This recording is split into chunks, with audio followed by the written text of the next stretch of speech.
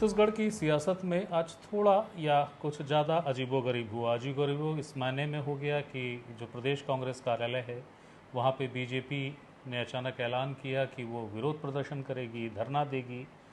धरने का जो भी समय था उसमें 10-15 मिनट का आगे पीछे हुआ, लेकिन जादुई तरीके से, जो और चकित करने वाली बात थी, पुलिस ने बहुत तेज़ी के साथ बैरिकेड लगा लिए। बहुत तेज़ जो पानी छिड़कने की मशीनें होती हैं वो आ गई, सारी व्यवस्थाएं हो गई। इसके बावजूद बीजेपी आई, बीजेपी ने प्रदर्शन किया, बैरिकेड तोड़े, कांग्रेस और बीजेपी के कार्यकर्ता आमने सामने हुए, खासा हंगामा हुआ, आंसू गैस के गोले छोड़े गए। कांग्रेस इस मसले को लेकर बहुत आक्रामक है और बहुत गंभीर आरोप लगा रही है। संचार विभाग के जो अध्यक्ष हैं सुशील, वो मेरे साथ हैं। उनसे वही समझने पूछने आया हूं कि ऐसा आप लोगों ने क्या कर दिया कि पूरी बीजेपी को आपके कार्यालय के सामने आना पड़ा है। सर नमस्ते। नमस्कार। क्या हो गया सुशील जी, ऐसा क्या हंगामा हुआ, ऐसी क्या स्थिति बनी? देखिए, हमने एक अलोकतांत्रिक सरकार की विफलता को जनता के सामने लाने का प्रयास किया। माननीय राहुल गांधी जी लगातार छात्रों की आवाज़, छात्रों की गूंज के माध्यम से उठा रहे थे देश भर में। संसद में उन्होंने उठाने की कोशिश किया, सरकार नहीं सुनी। छात्र स्वफूर्त होकर दिल्ली में जंतर मंतर प्रदर्शन करने आए, उनके साथ में लाठीचार्ज किया गया, महिला छात्रों के साथ अभद्रता की गई। देश के नेता प्रतिपक्ष इस मामले को लेकर जब प्रधानमंत्री का निवास के सामने धरने पर बैठते हैं तो उनको गिरफ्तार कर लिया जाता है। अब मोदी जी के निवास के सामने किसी ने धरना दे दिया तो भारतीय जनता पार्टी कैसे बर्दाश्त करेगी। उसने पूरे देश में कांग्रेस कार्यालय को घेरने का ऐलान किया। छत्तीसगढ़ में जो हुआ वो तो बेहद ही अलोकतांत्रिक था।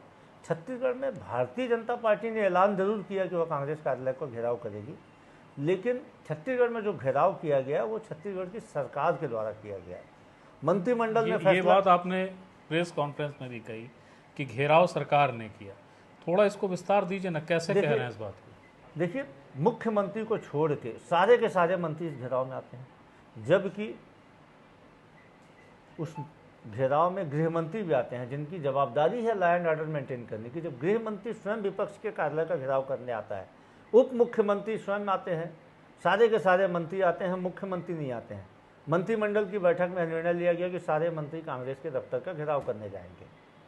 तो हम तो यह भी मुख्यमंत्री से आग्रह करते कि आप क्यों संकोच कर लिए, आपको भी आना था कांग्रेस पार्टी घेराव करने। आप लोगों का ये कहना था, आरोप आप लोगों ने लगाया कि पथराव किया गया। देखिए, अमूमन कांग्रेस कार्यालय में अभी भी कम से कम 101 कार्यकर्ता हमारे होंगे। हर समय यहाँ पे कोई न कोई मीटिंग चलती रहती, किसी न किसी विंग की। आज रायपुर शहर ग्रामीण की मीटिंग थी, 100-150-200 लोग थे। जैसे हमें पता लगा कि हमारे कार्यालय में हमला किया जा रहा है, पुलिस बैरिकेडिंग कर रही है, हम लोग भी गए वहाँ देखने के लिए। हमने गांधीवादी तरीके से विरोध में नारेबाजी की, इससे मैं इनकार नहीं करता। लेकिन अचानक उस तरफ से पहले पानी पाउच आता है, पानी पाउच के बाद में पत्थर आते हैं। हमें लोगों ने बताया कि बड़ी संख्या में ट्रैक्टर में भर के पत्थर लेके आए गए। ये क्या शंकर नगर की चौक में जहाँ पे कम से कम 500 पत्थर हमारे ऊपर फेंके गए, वहाँ पे इतने पत्थर कहाँ से आए? पूरी तरीके से नीट एंड क्लीन चौक माना जाता है, वहाँ पे इतनी बड़ी संख्या में पत्थर, पानी पाउच, डंडे, टूटे हुए चप्पल। अभी भी आप चल के देखिए, कांग्रेस दफ्तर के बाहर सैकड़ों की संख्या में टूटे चप्पल दिख जाएंगे। वो उनके तरफ से फेंके गए थे, लेके आया गया था। और इस पूरे कार्यक्रम का नेतृत्व, इस पूरे हमले का नेतृत्व भारतीय जनता पार्टी के मंत्री कर रहे थे। मंत्री बाकायदा उत्साह रहे थे अपने कार्यकर्ताओं को। मैं उन शब्दों का आपके माइक में प्रयोग नहीं कर सकता जिन शब्दों को बोल रहे थे, आपको व्हीप लगा के चलाना पड़ेगा। मतलब मारो, डैश डैश डैश, इस प्रकार की भाषा का प्रयोग वहाँ माइक में मंत्री कर रहे थे। तो क्या बोला जाए, इसे सरकार का यह आक्रमण नहीं था। मतलब जब सरकार रक्षक ही भक्षक बन जाए, गृह मंत्री स्वयं प्रदर्शन करने आ रहे हैं। पूरे देश के इतिहास में मुझे बताइए कि ऐसी स्थिति बनी है कि विपक्षी दल के दफ्तर पे पथराव किया जा रहा है, उस पथराव का नेतृत्व पूरी सरकार कर रही है। इस पूरे मामले पे अब आगे क्या करेंगे आप लोग? निश्चित तौर पे हमारा नेतृत्व इसमें विचार कर रहा है और हम जो भी प्रजातांत्रिक तरीके होंगे उसको अपनाएंगे विरोध के। आपने प्रेस कॉन्फ्रेंस में कहा कि कुछ वीडियो है मैं जारी करूंगा जो पथराव की पुष्टि। हाँ, हमारे पास बहुत सारे वीडियो हैं जो हमारे लोगों ने जारी किया, अपने सोशल अकाउंट में डाला। मैं अभी भी भेजूंगा किस प्रकार से पत्थर हमारी तरफ आ रहे थे, आप देख लीजिए उसको। सारे मीडिया के लोग वहाँ पे लाइव कर रहे थे। आप किसी का भी, आपके साथ सहयोगी भी मैं देख रहा था कि कुछ लोग तो पत्थर से बच रहे थे, आप जो सहयोगी आपके कांग्रेस का वर्क कर रहे थे उन्हें भी पत्थरों से बचने से मशक्कत करना पड़ रहा था। जो भाजपा की तरफ थे वो सुरक्षित थे, क्योंकि हम लोग तो पत्थरबाजी नहीं रहे थे। जो हमारे तरफ थे उनको पत्थरों से बचने के लिए मशक्कत करना पड़ रहा था। आपके सहयोगी भी थे उसमें, मैं देख रहा था। आप ये कह रहे हैं कि एक आंदोलन, एक धरना प्रदर्शन जहां पूरी सरकार के मुख्यमंत्री को छोड़ के कैबिनेट मंत्री मौजूद थे, वो धरना नहीं हमला कर रहे थे? निश्चित तौर पे आंदोलन नहीं था। बड़ी बड़ी विनम्रता से इस बात को आपको बता रहा हूँ, बड़े विरोध के साथ बता रहा हूँ। ये हमला था, ये आंदोलन नहीं था। पत्थर लेके किसी राजनीतिक दल के दफ्तर में जब आप जाओगे तो उसे हम कैसे आंदोलन कहेंगे? ऐसा आंदोलन हमने भी किया ना, आज ही किया। भारतीय जनता पार्टी के दफ्तर के सामने, एकात्म परिषद के सामने हमारे शहर कांग्रेस के लोग गए थे।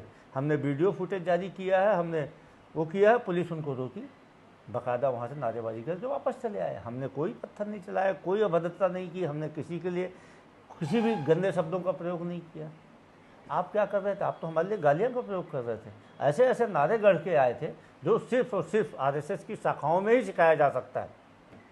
बहुत बहुत शुक्रिया सुशील जी, आपने हमसे बात की। और ये थे सुशील शुक्ला, कांग्रेस के संचार विभाग के अध्यक्ष, जो ये बता रहे थे कि धरने के नाम पर बीजेपी आई, मगर हमला बीजेपी की सरकार ने किया। मुख्यमंत्री को छोड़ के कमोबेश हर कैबिनेट मंत्री मौजूद था। ये बात भी उन्होंने कही है कि इस पूरे मसले पे जो कानूनी लड़ाई है वो लड़ेंगे। जो भी फुटेज हैं वो लगातार इस इंटरव्यू के बीच में चल रहे हैं, आप उसे देख सकते हैं। फिर कोई नई सूचना हो, फिर कोई नई जानकारी हो, वो देने आपके सामने फिर हाजिर होऊंगा, क्योंकि हर सूचना और जानकारी पे अधिकार सिर्फ आपका है, मैं सिर्फ माध्यम हूँ।